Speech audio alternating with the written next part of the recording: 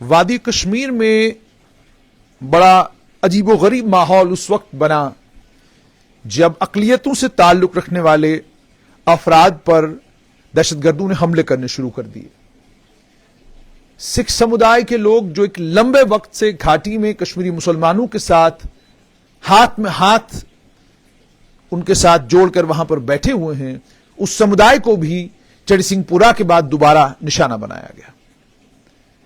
कश्मीरी पंडित समुदाय को निशाना बनाया गया, प्रवासी मजदूर उन्हें निशाना बनाया गया, हिंदू समुदाय से ताल्लुक रखने वाले लोगों को निशाना बनाया गया। इसके बीच में एक माहौल ऐसा बना जब घाटी में काम करने वाले कर्मचारियों ने पलायन करना शुरू कर दिया और कश्मीरी पंडित समुदाय के बड़े पैमाने पर कर्मचारी जम्मू बैठ गए, हम नहीं जाएंगे, माहौल खतरनाक है, इस खतरनाक माहौल में हम वहां काम नहीं करेंगे। सरकार ने बड़ी कोशिशें की, लेकिन इस सब के बीच में सबसे अहम था घाटी के अंदर काम करने वाले कर्मचारियों का हौसला बढ़ाना और अमन और शांति के लिए वहां पर घाटी की अक्सरियत, घाटी में जो बहुसंख्यक समुदाय यानी मुसलमानों के साथ मिलकर एक ऐसी फिजा, एक ऐसा माहौल तैयार करना जिस माहौल में वहां पर अल्पसंख्यक समुदाय के जितने भी कर्मचारी हैं खुद को महफूज महसूस करें। भागना आतंकियों को मौका देना है, लड़ना जरूरी है। मेरे साथ सिख समुदाय से ताल्लुक रखने वाली जगमीत कौर बाली हैं। इन्हें अलग अलग संस्थाओं ने शांति के लिए जो कोशिशें ये घाटी में कर रही हैं, एक सरकारी मुलाजिम होते हुए, उसके लिए इन्हें अवार्ड्स भी दिए हैं और रिसेंटली ये बाहर थी और इन्हें एक और अवार्ड से नवाजा गया इसी चीज के लिए कि जो शांति के लिए, जो भाईचारे के लिए और जो घाटी में प्रेम दोबारा से जीते और नफरत की हार उसके लिए जो कोशिशें कर रही हैं, इन्हें उसके लिए अवार्ड्स मिले। तो मेरे साथ जगमीत कौर बाली हैं, हम इनसे बात करेंगे और घाटी में इस समय माहौल कैसा है और ये जो अवार्ड्स इन्हें मिले हैं इनको पाने के बाद इन्हें कैसा महसूस हो रहा है, सब पर बात करेंगे। लेकिन शुरुआत में भी बता दूं कि जब ये ग्रेजुएशन कर गई और उसके बाद इनके मन में भी इच्छा थी कि मैं पत्रकार बनूं, तो शुरुआत पत्रकारिता से ही करते हैं। तो मुझे सबसे पहले तो आपको बहुत मुबारक कि आपको ये जो अवार्ड्स मिले हैं, लेकिन अवार्ड से ज्यादा इंपॉर्टेंट ये है कि वो जो कोशिश आप कर रही हैं। शुरुआत तो इससे करूंगा कि पहले मुझे ये बताइए, जो पत्रकारिता का आपके अंदर था कि मुझे पत्रकार बनना, जर्नलिस्ट बनना है, लेकिन फिर आप जर्नलिस्ट नहीं बनी और आप सरकारी। First of all thank you so much Junaid. I come to this thing कि पहले हमेशा से मेरा इंक्लिनेशन कुछ ऐसा करने का था जिसमें मैं अपने आप को और अपनी बाउंड्रीज को एक्सप्लोर कर सकूं। जर्नलिज्म ऐसा फील्ड था जिसमें आपको एक वास्ट एरिया मिलता है काम करने के लिए, तो मेरा इंटरेस्ट, और आप नेशनल इंटरनेशनल चैनल्स देखते हैं, जर्नलिस्ट को फॉलो करते हैं, तो हमेशा से एक मेरा इंक्लिनेशन था कि मुझे जर्नलिज्म की तरफ जाना है। लकली मैं फॉर्चुनेट रही काफी सारी नेशनल और इंटरनेशनल मीडिया, प्रिंट और इलेक्ट्रॉनिक्स दोनों के साथ काम करने के लिए। बट यू नो हमारे जम्मू कश्मीर में एक साइकी है, अब तो खैर काफी हद तक चेंज हो गई है कि जो बच्चा है वो सरकारी मुलाजिम होना चाहिए, खास तौर पे लड़कियां। जी, और मैं कोई बुरा न माने इस बात का, पर एक सच्चाई है कि ज्यादातर लोग बड़ी तादाद में ये चाहते हैं कि बेटी हमारी कोई लेक्चरर लग जाए, कोई टीचर लग जाए, कोई मास्टर लग जाए, या कोई बैंक में मुलाजमत हो जाए, या किसी और सरकारी विभाग में क्या कहते हैं मुलाजिम हो जाए, कोई प्राइवेट काम ज्यादा देर न करे। बिल्कुल, हर पेरेंट की ये चाह होती है कि हमारा बच्चा कहीं गवर्नमेंट जॉब में आ गया तो दैट मीन्स पेरेंट को एक सेटिस्फैक्शन मिल जाती है कि सेफ है अब बच्चा।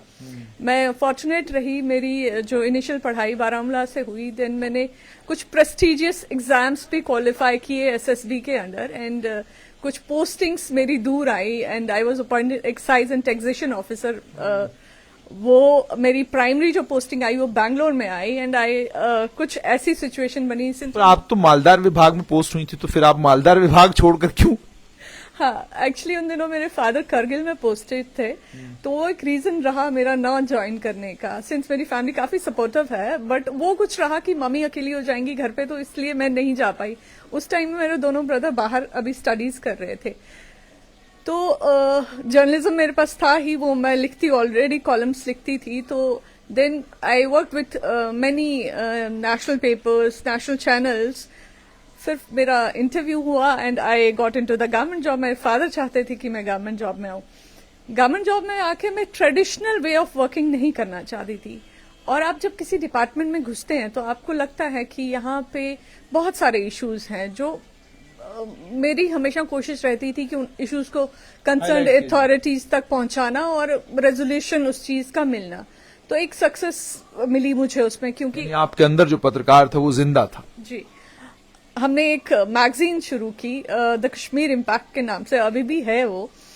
मेरे हस्बैंड उसके एडिटर हैं। तो वो एक बहुत अच्छी जर्नी रही। फिर उसमें थोड़े उतार चढ़ाव मेरी हेल्थ इश्यूज की वजह से आ गए, क्योंकि मैं काफी लंबे अरसे तक बीमार रही। तो बट बीमारी के बावजूद मेरे हस्बैंड ने ये इंश्योर किया कि जब मैं रिकवर होके वापस अपने स्टेट वापस आई तो मेरे हस्बैंड ने ये इंश्योर किया कि ये थोड़ी बिजी रहे। तो he kept me busy with this ना जर्नलिज्म की ही लाइन में कि आप अपना मैगजीन शुरू कर दो, मैगजीन चला लो। तो ये चलता रहा और वो मैगजीन अभी भी चल रही है द कश्मीर इम्पैक्ट के नाम से, और लोग चाहते हैं उसे। जैसे आपने कहा कि द कश्मीर इम्पैक्ट के नाम से आपकी मैगजीन चल रही है, उस पर भी बात करूंगा, लेकिन अब ये जानना चाहूंगा कि जो आपको रिसेंटली अवार्ड्स मिले हैं, मुझे ये बताइए कि क्या खास और किस तरीके से और कौन लोग थे जिन्होंने आपको रिकॉग्नाइज किया कि वाकई जो कोशिशें आप कर रही हैं वो कश्मीर में शांति के लिए बहुत जरूरी है। देखिए, जब किसी को कोई अवार्ड मिलता है, वो अवार्ड जो है उसको एनकरेज करता है कि वो आगे और अच्छा कर पाए। बहुत सारी ऑर्गेनाइजेशंस ऐसी हैं जिन्होंने मेरा काम देखा, मुझे हौसला दिया कि आप ये काम कर रही हैं, एनकरेज किया। उन्होंने मुझे आइडेंटिफाई किया, मेरे वर्क को चेक किया और मुझे इस लायक समझा कि मुझे एक इंटरनेशनल अवार्ड दिया गया। ये अवार्ड मुझे JNK में पीस के ऊपर काम करने के लिए मिला। आप जुनैद इस चीज से काफी वाकिफ हैं, अपने इंट्रो में भी ये बात कही कि जो हमारा सिस्टम है जम्मू कश्मीर का, आप देखें बहुत हालात वहां खराब थे। मैं वर्ड थे यूज कर रही हूँ। वहां पे कोई भी बंदा जो जॉब के लिए निकलता था वो वापस घर आने की सिक्योरिटी लेके नहीं निकलता था। तो मुझे बताइए, ये माहौल उसके बाद बना जब किलिंग हुई, टीचरों की किलिंग आतंकियों ने शुरू कर दी, उसके बाद माहौल बना या उससे पहले भी ऐसा ही माहौल था? कश्मीर की हिस्ट्री को से आप तो बहुत अच्छे से वाकिफ हैं। एक हमारे जम्मू कश्मीर की जो हिस्ट्री रही है वो डिस्टर्ब स्टेट कहलाई जाती थी। बट रिसेंटली उस डिस्टर्बेंस में हम लोग तो वहां पीसफुली काम कर रहे थे, क्योंकि ऐसे टारगेट किलिंग्स नहीं होती थी। बट सडनली एक ऐसा माहौल बना जिसमें सरकारी मुलाजिमों को, माइनॉरिटी के मुलाजिमों को टारगेट किया गया। उनको अपने इन कैंपस उनकी हत्याएं की गई, टारगेट किलिंग की गई। ये सारा शुरू हुआ लेट सुपिंदर कौर जी जो प्रिंसिपल थी, उनको इन कैंपस जाके शूट किया गया। जब उनको शूट किया गया तो हम सब माइनॉरिटीज जो हैं उनके साथ उनके एक और मुलाजिम जो कि हिंदू तबके से ताल्लुक रखते थे, उनको भी मारा गया। एक तशवीश सारे लोगों में फैल गई कि अब हमें जॉब करना है या नहीं करना, क्योंकि आपको पता है कि अब इनसिक्योरिटीज हैं पेरेंट्स को। जो बच्चे जम्मू कश्मीर में काम कर रहे हैं उनकी फैमिलीज कोई दिल्ली में है, कोई जम्मू में है, और स्टेट जम्मू कश्मीर गवर्नमेंट की एक पॉलिसी थी रिहैबिलिटेशन पॉलिसी, जिसमें PM पैकेज के तहत बच्चों को जम्मू कश्मीर में लाया गया।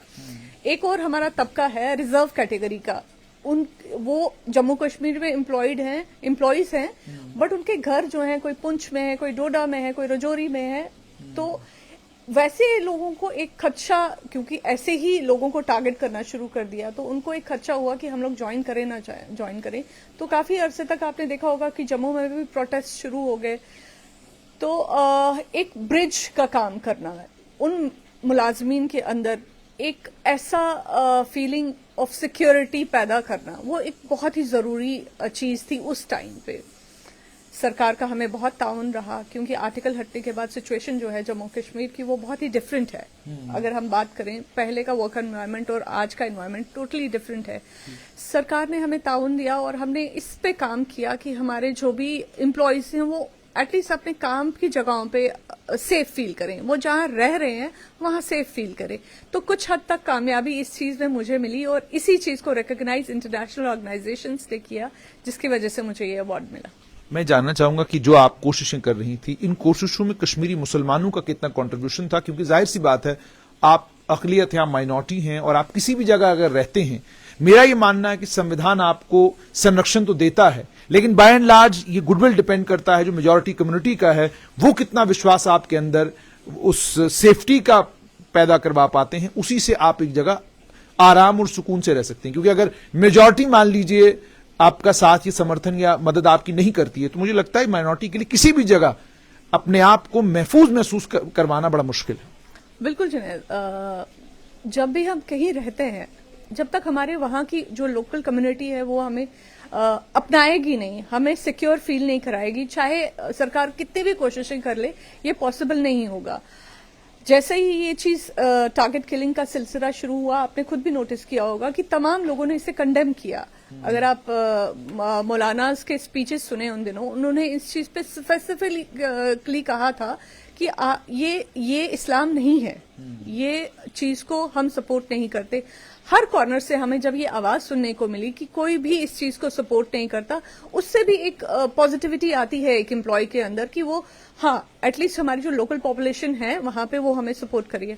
देखिए, किसी भी दफ्तर में जो माइनॉरिटी एम्प्लॉयज हैं उनकी जो तादाद है वो बहुत कम है, बट मेजॉरिटी जो एम्प्लॉयज हैं, जब तक वो आपको सिक्योर फील नहीं कराएंगे, आप यकीन माने, मैं आपको एक केस बताती हूँ। एक जगह पे कुछ एम्प्लॉयज पोस्टेड थे, जिस दिन ये हुआ, सुपिंदर कौर जी की असैसिनेशन हुई, तो लोकल स्टाफ ने माइनॉरिटीज वालों को अपनी गाड़ियों में वापस घर छोड़ा है। तो इससे बड़ी सेंस ऑफ सिक्योरिटी क्या होगी लोकल्स की तरफ से? तो नेचुरली एक लोकल एनवायरनमेंट जो है वहां पे आर्टिकल हटने के बाद तो ज्यादा पीसफुल दिख रहा है। तो आई एम श्योर कि अब आने वाले दिनों में फर्दर हालात अच्छे होंगे।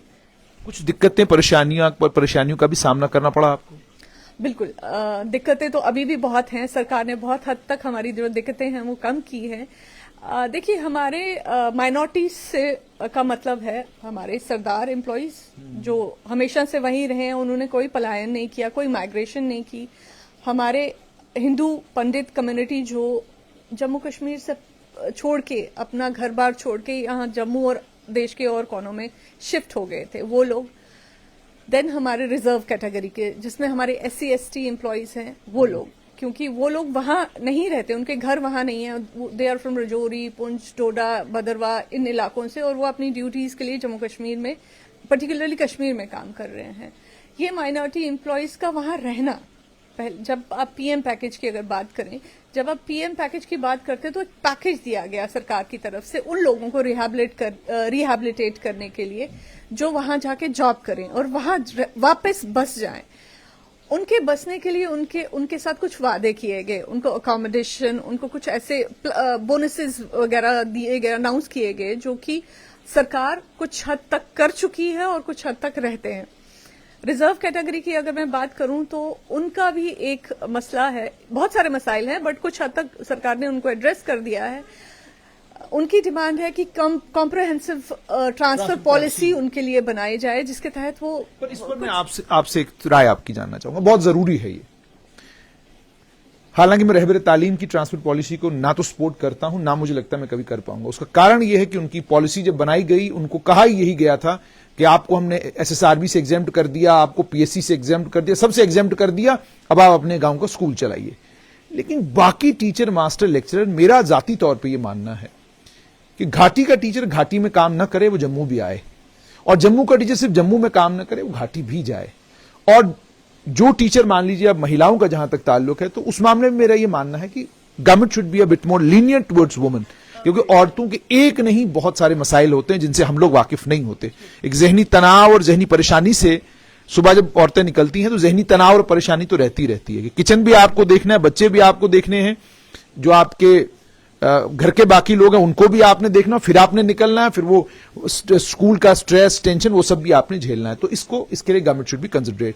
बट आपसे ये जानना चाहूंगा, ये जो माइनॉरिटी से ताल्लुक रखने वाले ये रिजर्व कैटेगरी के मुलाजिम हैं या बाकी कम्युनिटीज के मुलाजिम हैं, डू यू एग्री कि इनको एट पार विद बाकी मुलाजिमों के साथ ट्रीट किया जाना चाहिए, और इन्हें देश निकाला जो दिया गया कि भाई आप कश्मीर में ही रहो, आप जम्मू नहीं आना, इस पॉलिसी पर को रिव्यू करना चाहिए सरकार? बिल्कुल। देखिए, क्या है कि जब हम पहले एम्प्लॉयज की बात करते हैं, ये सिर्फ टीचर्स नहीं है, हमारे जो माइनॉरिटी एम्प्लॉयज हैं वो डिफरेंट डिपार्टमेंट्स में, हेल्थ, टूरिज्म और भी अन्य डिपार्टमेंटों में काम करते हैं। जब एक एम्प्लॉय जो अपना आधे से ज्यादा उम्र कश्मीर में गुजार के आएगा, उसकी यहाँ फैमिली है। आप देखें, अगर हम टीचर्स की बात करें तो चलो उनको विंटर ब्रेक हो जाती है, समर ब्रेक हो जाती है, तो वो आ जा सकते हैं अपने घर, बट पीछे आप फैमिलीज का हाल देखें। आप देखें, किसी के एलिंग पेरेंट्स हैं, किसी की मदर बीमार है, किसी के फादर बीमार है, किसी की वाइफ बीमार है, किसी के हस्बैंड बीमार है, उनका टेक केयर करने के लिए यहाँ कोई नहीं होता। तो वो सरकार से ये गुहार लगा रहे हैं कि आप हमें जितनी देर वहां जॉब करना है हमें वहां रखें, बट कुछ अरसा हमें अपने होम टाउन में जॉब करने की परमिशन दी जाए, जिसपे हमने काफी बार ऑनरेबल एलजी सर के सामने ये बात रखी और उनका एक बड़ा ही पॉजिटिव अप्रोच है इस चीज की तरफ। और मुझे लगता है कि आने वाले दिनों में हम उनकी तरफ से कुछ अच्छा सुनेंगे, कुछ कॉम्प्रोहेंसिव ट्रांसफर पॉलिसी की जो हम उनसे अपेक्षा कर रहे हैं, उस पर हमें कुछ उम्मीद है कि वो कुछ करेंगे इस पे। मुझे एक चीज और बताइएगा कि सियासी आदमी घोड़े जल्दी दौड़ा देता है, सरकारी आदमी को घोड़े दौड़ाने में वक्त लगता है। तो मुझे यही लग रहा है कि क्योंकि एलजी मनोज सिन्हा तो सियासी आदमी, कह दिया कि हो जाएगा, नीचे डायरेक्शन भी दे दी होगी, लेकिन नीचे आपको पता है कि कानून भी देखना है, जाब्ता भी देखना है, फिर देखना है कि पॉलिसी बनाएंगे तो कौन इसमें कवर होंगे, कैसे कवर किया जाएगा, कहीं कोर्ट की कोई डायरेक्शन तो नहीं है, कहीं कोई और मामला तो नहीं, सारे मामला देखने होते हैं। तो do you expect something on this कि होगी कोई कंप्रिहेंसिव ट्रांसफर पॉलिसी? और एक और चीज आपसे जानना चाहूंगा, कश्मीरी पंडितों का क्या कसूर है कि आप लोग जब बात करते हैं तो जैसे उन्हें कश्मीर आपने क्या कहते हैं वो दे रखा है कि भाई आप यहां पैदा हुए थे, अब आपको तो यहीं जाके मुलाजमत करनी है। Don't you think they too deserve कि ठीक है, अगर वो घाटी में रहते थे और अब वो अपने आप को वहां महसूस नहीं करते या वहां नहीं जाना चाहते हैं, तो they should be posted suitably in Jammu. और ये जो हमारी पॉलिसीज हैं, क्योंकि लोग जब नौकरी मांगने आते हैं तब कहते हैं रहबरे तालीम से भी लगा दो, तब कहते हैं हमें माइग्रेंट कोटा में लगा दो, हम कश्मीर में जाके नौकरी कर लेंगे। जब नौकरी मिल जाती है फिर कहते हैं हमारी ट्रांसफर करो, फिर कहते हैं अब हमें वहां भेजो, यहां भेजो। So what about Kashmiri Pandits? Because I think if they do not want to serve there, do you think they should be allowed to come to Jammu and serve here? पहले तो आपने ये पूछा कि क्या आपको लगता है कि मेरा फुल फेथ है हमारी सरकार में। एलजी मनोज सिन्हा जी की जो टीम है वो इतनी स्ट्रांग टीम है, वो किसी भी पॉलिसी को बहुत अच्छे से बना भी सकते हैं और उस पर वर्कआउट भी कर सकते हैं, उसमें अगर चेंजेस करनी हो तो वो भी कर सकते हैं। तो मेरी एक्सपेक्टेशन है कि जल्द ही हमें एटलीस्ट रिजर्व कैटेगरीज के लिए कुछ ना कुछ अच्छा सुनने को मिलेगा। रही कश्मीरी पंडित्स की बात, जो पीएम पैकेज के तहत वहां गए हैं, जम्मू कश्मीर में गए हैं, देखिए जम्मू कश्मीर उनका अपना है, ये उनकी होमलैंड है, वो वहां से छोड़ के आए हैं। अब उनका हक नहीं बनता अपने पेरेंट्स को उसी जगह पे लेके जाना जहां उनका बचपन गुजरा है, जहां उनके लिए हर दीवार, हर कोना उनको ये चीज, आप यकीन माने अगर आप उन माइग्रेंट कैंप्स में जाएं, आपको ऐसी ऐसी कहानियां मिलेंगी, लोग बेचैन हैं अपने घर जाने के लिए। जब सरकार ने हमें ऐसा मौका दिया है तो क्यों ना हम उसे अवेल करें। हाँ, उस पॉलिसी के तहत जो भी चीजें, जो भी एनवायरनमेंट वहां बनना चाहिए उसके ऊपर सरकार काम कर रही है, और आगे जाके जो भी चीजें कमी है, उस चीज में जो कमी है वो हम गवर्नमेंट तक लाते रहते हैं, और मुझे पूरा उम्मीद है कि वो जो कमियां हैं वो सरकार जरूर पूरा करेगी।